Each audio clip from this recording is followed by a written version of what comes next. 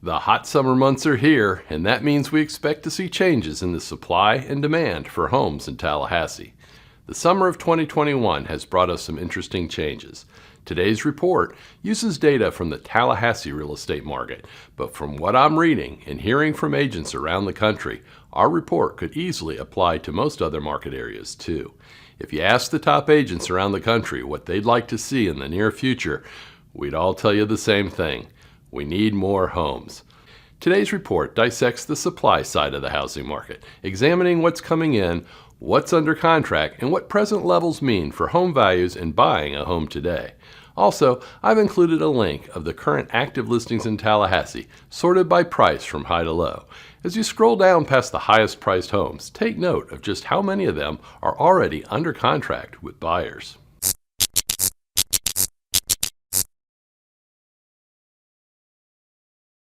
Hi, I'm Joe Manausa, author of The Business of Getting Business and the creator of Manausa.com, where I've helped tens of thousands of people buy and sell homes. I would like to help you too. If you already are a subscriber, thank you and welcome back. If you're not a subscriber, please consider becoming one now. We offer the most thorough and accurate housing market reports on YouTube, plus answers to your real estate frequently asked questions, and we also provide virtual tours of some of the most beautiful homes in Tallahassee. Please remember to like this video, then hit subscribe and click the bell so that you're the most informed buyer or seller in your next real estate transaction. The first graph in today's report shows the status of current homes for sale, and there's some good news for home buyers. It allows us to examine all the homes currently listed for sale in Tallahassee, grouped into two different stages. Homes for sale that are already under contract with buyers are shown in blue, while those for sale not yet under contract with buyers are shown in red. There is a small trickle of good news here to see. Notice how the green line has fallen from nearly 70% down to 65%.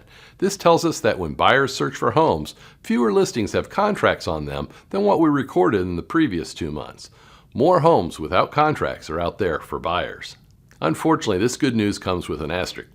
First, the months of April and May last year were heavily impacted by COVID entering our market, so we saw listings unseasonably low in those 2 months. The fact that we saw more this year is not surprising, and this little spike of new listings has created more opportunities for buyers than they've seen in the past 60 days. When we take in the big picture of the graph, we can understand how things are so different today than they were 10 years ago. This is how the market has gone from a strong buyer's market to a strong seller's market. From left to right, look at how the percentage of homes under contract has reversed. On the left side of the graph, the height of the red bars was about 4 times the height of the blues, meaning there were far more homes for sale not under contract than there were homes under contract with buyers. Right now, an amazing 65% of all current listings on the market are already under contract with buyers, meaning that today, nearly 2 out of every 3 active listings have contracts today versus 41% just 1 year ago. Buyers must understand that when they go online and look at homes for sale, most of the homes they see are not really available, as other buyers have them secured with contracts. I can't tell you how many times a buyer calls us to go see a home they found on Zillow, and we have to tell them that it's already been put under contract. This is why we recommend you use our property search tool on Manausa.com. It updates every 15 minutes, and it's the best source of current listing statuses on homes for sale in Tallahassee. As I have been saying for years, the supply of homes for sale is far too low for buyers to be able to casually shop for a home. The situation has improved slightly for the time being, so if you are a buyer in the market, you might want to get aggressive right now before the rest of the market responds. The dashed green line plots the 12-month average of the under contract trend, which has now exceeded 50%.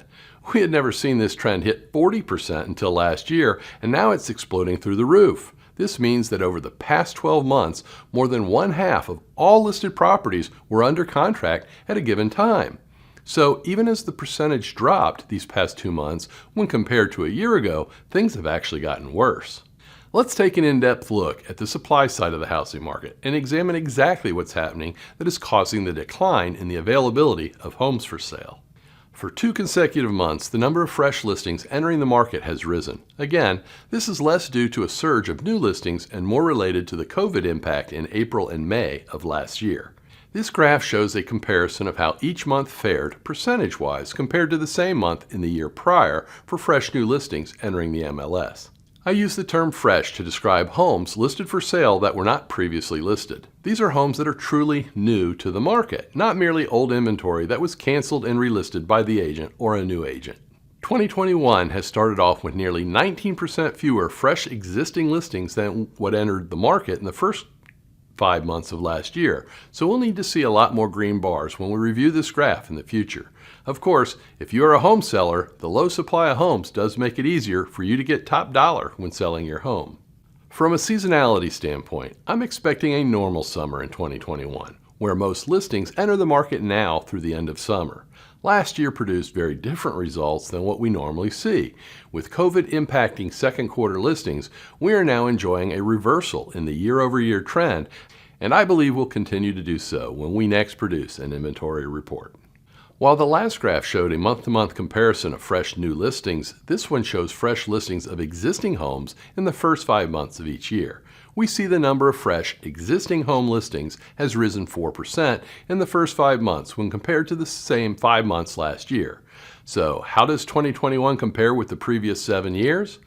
Well, 2021 now ranks 5th of the 7 prior years when ranking years by the number of fresh new listings entering the market. The housing market started the year with far too few homes for sale, so the small 4% rise in fresh existing home listings, coupled with heightened demand, has pushed prices higher and has accelerated pent-up demand for homes. You might believe this is good news for sellers as their homes are now worth more, but you also have to remember that most sellers are going to be buying another home in the same market with the same soaring prices and the same lack of inventory. Of course, the existing home sales market does not stand alone. We also need to examine what the home builders have been doing. Similar to the previous graph that showed fresh listings for the existing homes market, this graph shows freshly listed new construction homes. The number of new construction listings entering the market remains far behind what we saw last year. The 177 new construction listings is just half of the 347 new construction listings created in 2020. This will not do. We need local builders to be producing more homes. I will be speaking to the Tallahassee Builders Association at their general membership meeting next week, and I'll be sure to cover inventory levels in great detail. With home builders producing homes at a slower rate, rapid appreciation has taken over the housing market. Last year's appreciation of 9.3% was nearly triple what we would expect in an average year, and this year's rate currently is annualized at more than 13%. As I warned in previous reports, home values could very well surpass 20% growth this year. This graph plots new construction home sales versus existing home sales annually from January 1991 through April of 2021. The number of existing homes sold is shown in blue, while the number of new homes sold is shown in red. The gray line plots the new construction percentage share, while the dashed gray line plots its 10-year average. Back in the 1990s, builders were bringing more than 1,100 new homes per year to the market. In the next decade, the average was over 1,300 homes. The last decade saw that average decline to 434 homes per year. The decline in new construction was needed in 2007 as the market was grossly oversupplied and required time to consume all the extra homes. That correction was completed in 2016, so we needed normal building operations to commence. With today's relative supply of homes for sale sitting at 3 months of supply, our inventory could easily be doubled, so builders today can comfortably permit another 1,000 homes on top of what is already permitted. You have to remember, while demand is high, it has been stifled by a lack of inventory, so having more homes in the past would have resulted in more home sales. Slow production means that builders missed an opportunity to sell an additional several thousand homes over the past 5 years. The void that these missing new construction homes did not fill has created a lopsided market with home values going out of control. Now that we've covered existing and new construction homes separately, let's examine the global view of the supply side of our market, where we combine new homes with used homes, which produces this graph detailing the total number of fresh new listings that have entered the market through May. This graph reveals the combination of builder homes and existing homes makes 2021 the second leanest year of the past 8 years for new inventory. 2021 has surpassed only 2015 when the market was slightly oversupplied with homes and did not need new listings. Remember, today's sky-high demand has created optimal market conditions for sellers, so there is no reason for incoming listings to be so low. Of course, with the influx of new homes dropping, the relative supply of homes for sale has fallen even lower. So what does that mean? It means tough sledding for buyers. As the hottest months of buyer activity are upon us, we find the inventory far too low to satisfy summer seasonal demand. So let's make this simple. Supply is low, demand is high, so home prices are going through the roof. The shadow inventory of homes that we identified so long ago has been reduced to nothing. This graph shows the stale listings coming back into the market each year in the first 5 months. Stale listings are those that were recently listed with another broker and failed to sell. Now the sellers are returning to the market with new brokers. The 168 stale listings that have entered the market through May in 2021 are 67% fewer than the 507 stale listings that entered the market in the first 5 months of 2015 and 31% fewer than what we reported last year. The shadow inventory never really goes away, but it's as small as we've seen since the market crash of 2006. This table measures the supply of homes for sale relative to the current rate of demand. The resulting number for each area and price range is measured in months of supply, and what makes the market balanced is a measure of 6.0. Historically, a market with 6 months of supply has produced steady home sales and an appreciation rate just over 3%. When the relative supply drops below 6 months of supply, we call this a seller's market, as there are more buyers than sellers. When the numbers rise above 6, we refer to this as a buyer's market, as there are more sellers than buyers. Red shaded areas reveal a seller's market condition. Orange areas remain in a buyer's market, while the few white shaded areas are fairly balanced.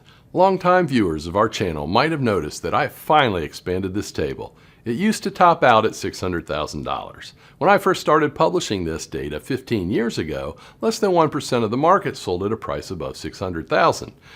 But times change. The table now shows home price categories in $50,000 increments up to $1 million.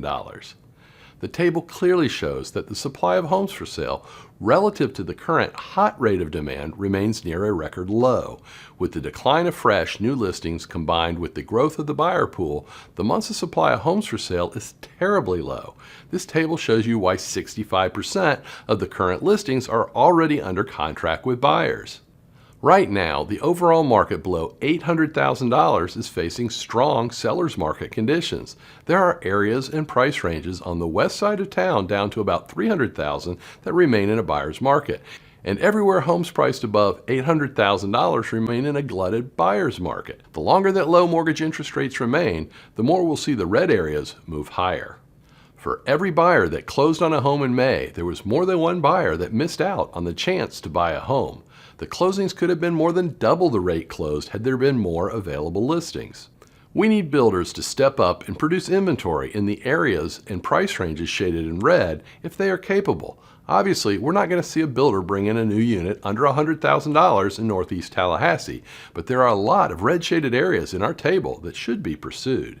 If I were a builder and wanted to ensure that I did not build homes that the market does not need, I would look at the red shaded areas with a value below 5 months of supply. The market is demanding these homes. Why not build and sell them? If you are a local home builder who would like analytical guidance on where and what to build, I'm happy to help. Just give me a call. For non-builders, you should know that this is the hottest seller's market ever, so if you've been thinking about moving, it's time to act. Right now, mortgage interest rates are low, and you have sky-high demand for your home. Mortgage interest rates have fallen again, but they have moved up from a bottom that formed many months ago. Rising rates will eventually reduce demand, resulting in fewer buyers for your home.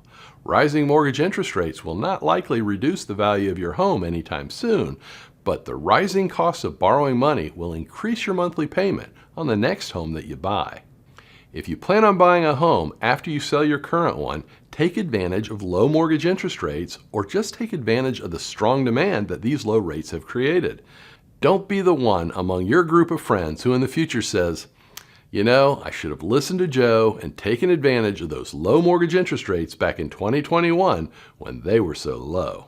If you would like to see more videos about current housing market conditions, I've assembled a great playlist that you can view by clicking on the box on the top left corner of your screen. For a playlist of my top tips for home sellers, just click on the box below it. Please remember to like this video, check out the links below it, and subscribe to our channel so that you never miss anything.